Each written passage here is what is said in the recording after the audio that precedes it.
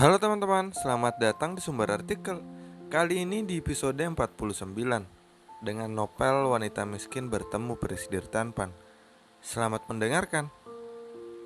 Randy berjalan takut saat memasuki ruangan Kania. Saat ini Kania tengah berdiri di depan jendela sambil memegang segelas minuman beralkohol di tangannya dan sesekali menyesapnya. "Bagaimana? Kamu telah membereskannya?" tanya Kania tanpa menoleh. Randy menunduk takut. Bahkan ia belum berucap, tapi Kania telah mengetahui keberadaannya. Seseorang datang saat itu waktu mengancam Mina. Pria itu mengatakan jika dia adalah pengacara mereka. Jelas Randy. Kania tersenyum.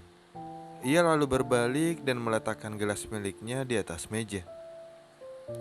Jadi lantas berjalan mendekat pada Randy dan memainkan dasinya. "Kamu takut dengan seorang pengacara?" Randy terdiam. Ia tahu di balik senyum Kania menyimpan banyak amarah menakutkan yang membuatnya hanya dapat diam. "Kita dapat menyingkirkan pengacara itu bila perlu. Kamu hanya perlu mengurus Mina dan agar ia membawa Jenny dan Jaden pergi jauh dari sini.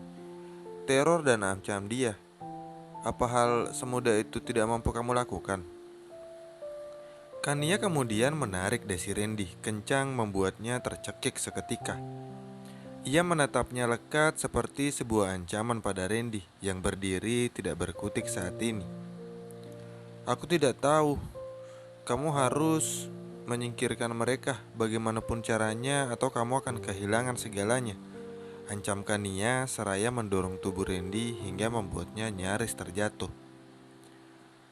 "Pergilah, aku sungguh muak melihat kebodohanmu," lanjutnya. Ia sama sekali tidak berteriak, tapi semua ucapannya terdengar menakutkan bagi Randy, sehingga ia dengan cepat menurut dan pergi meninggalkan ruangan Kania. Pengacara, gadis itu telah mengambil langkah untuk melawanku rupanya. Lihat saja, tidak akan sulit bagiku menyingkirkan kalian semua. Bersembunyilah dan aku akan menemukan kalian, ucap Kania. Ia tersenyum sambil meneguk minumannya dengan tenang. Andreas baru saja terlelap.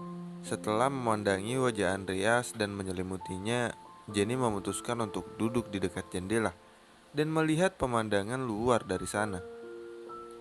Ia masih menyimpannya baik-baik, rasa sakit hati dan dendamnya pada Kania yang ia tutupi dengan rapat tanpa Andreas ketahui sedikit pun. Saat ini Andreas masih dalam tahap pemulihan, maka Jenny memutuskan untuk sabar menunggu. Bila waktunya tepat, ia akan mengatakan semua masalahnya pada Andreas agar Andreas dapat membantunya. "Bersenang-senanglah selagi bisa, saat aku muncul, kamu akan kehilangan segalanya," ucap Jenny dalam hatinya. Sorot matanya begitu redup, rasa sakit hati selalu menjalar ke seluruh tubuhnya hingga wajahnya terasa memanas saat ini. Sampai kemudian seseorang datang memasuki ruangan dan wajah Jenny kembali berubah cerah. "Jenny, Bimina, Jaden."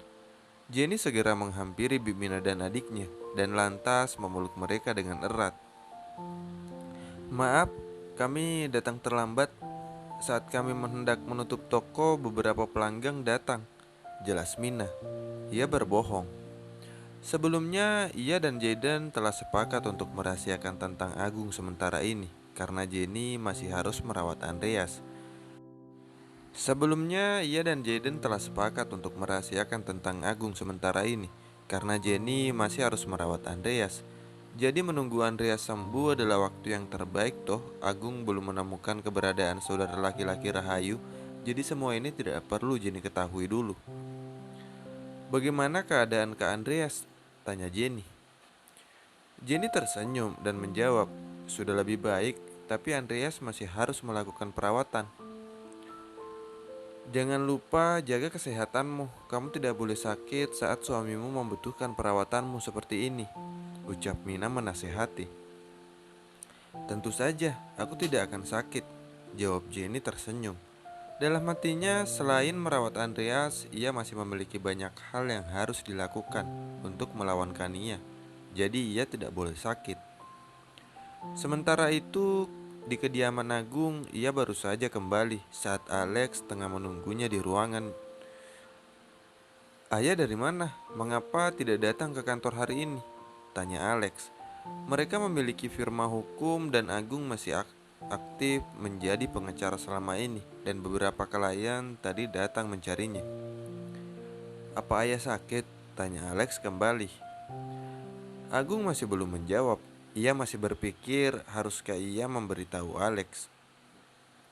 Jika Alex mengetahui jika saat ini ia tengah mengenang-kenang kasus Jenny, mungkinkah Alex akan menjadi gelap mata dan merusak hubungan rumah tangga Jenny dan suaminya? "Ayah masih marah padaku." Alex berjalan mendekat saat Agung tidak menjawab sama sekali pertanyaannya. "Ayah hanya lelah. Ayah akan beristirahat sekarang," jelas Agung setelah melepaskan jasnya dan meletakkan tasnya di atas meja kerjanya. Tapi langkahnya terhenti. Ia menoleh. "Apa kamu masih mengejar-ngejar wanita itu?" tanya Agung saat berada di ambang pintu. Alex tidak menjawab, dan Agung dapat mengerti dengan jelas bahwa Alex masih mengejar-ngejar Jenny. "Pria bodoh," ucap Agung sebelum benar-benar meninggalkan ruangan. "Aku tidak bodoh, tapi Jenny yang bodoh karena telah menikahi pria yang salah," ucapnya. Alex mengingat ketika ia melintasi kamar di mana Andreas dirawat. Ia melihat Andreas tengah tersenyum dengan seorang wanita dan memegangi tangan wanita itu dengan erat. Bahkan wanita itu mencium pipinya sebelum pergi meninggalkan ruangan. Ya, Alex sungguh buta karena cinta. Gadis yang dilihatnya bersama Andreas adalah Herlin, dan ia menganggap jika Herlin mungkin kekasih gelap Andreas. Malam akhirnya tiba. Andreas membuka matanya perlahan saat melihat Jenny tidur sambil duduk di sebelahnya. Ia kemudian mengusap lembut rambut Jenny membuat Jenny perlahan terbangun. "Mas, apa kamu membutuhkan sesuatu?" tanya Jenny. Andreas tersenyum dan menggelengkan kepalanya. "Mas hanya merasa tidak nyaman. Sayang, besok kita kembali saja ke rumah ya," ucap Andreas. Sebenarnya ia hanya tidak ingin Jenny tertidur dengan duduk seperti ini. "Kamu masih memerlukan perawatan intensif, Mas. Mas sudah tidak betah berada di sini, sayang. Mas bisa melakukan perawatan di rumah, bukan?"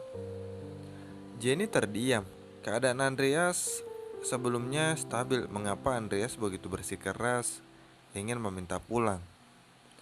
"Ayolah sayang, aku tidak suka di sini karena di sini Mas tidak dapat menciummu dengan bebas," rengek Andreas, dan akhir kalimatnya ia berbisik menggoda. "Alasan macam apa itu?" Jenny tertawa dan mencubit hidung Andreas dengan gemas. "Ayolah sayang, ya kita pulang ya," rengek Andreas kembali. Melihat ekspresi Andreas yang menggemaskan membuat Jenny akhirnya menyerah. "Baiklah, tapi harus dengan seizin dokter." Andreas mengangguk dengan cepat, meminta dokter menuruti ucapannya bukanlah hal sulit baginya. "Mengapa tersenyum seperti itu? Apa yang kamu pikirkan, Mas?" tanya Jenny saat Andreas terus saja tersenyum. "Tidak ada." Setelah melakukan serangkaian pemeriksaan, akhirnya Andreas kembali ke rumah. Ia meminta dokter memindahkan semua alat perawatannya ke rumah. Andreas mengatakan jika dokter dan perawat hanya perlu datang seketika ia memerlukan pemeriksaan selanjutnya. Ia dapat bebas menghabiskan waktu dengan Jenny. Saat ini Jenny sedang merangkai bunga mawar biru yang baru saja dipetiknya dan memasukkan ke dalam vas bunga. "Mengapa hanya memetik yang biru, sayang?" tanya Andreas. "Sejak tadi menemani Jenny." "Karena aku suka." "Lantas selainnya bagaimana?" tanya Andreas. Ia melihat banyak mawar lain dan warna merah dan merah muda juga putih di taman sana yang mulai bermekaran. "Biarkan di sana dan Bu Dewi yang akan membereskannya." "Sangat pilih kasih." Jenny melirik tajam. Ia kemudian mendekat. "Jadi jika ada banyak pria di luar sana, aku bisa bebas meliriknya begitu?" Andreas segera menoleh dengan cepat. "Jangan coba-coba atau aku akan membuat mereka semua kehilangan penglihatannya jika mereka berani memandangmu." Serga Andreas membuat Jenny seketika tertawa. Makanya jangan memaksaku menyukai mawar lain.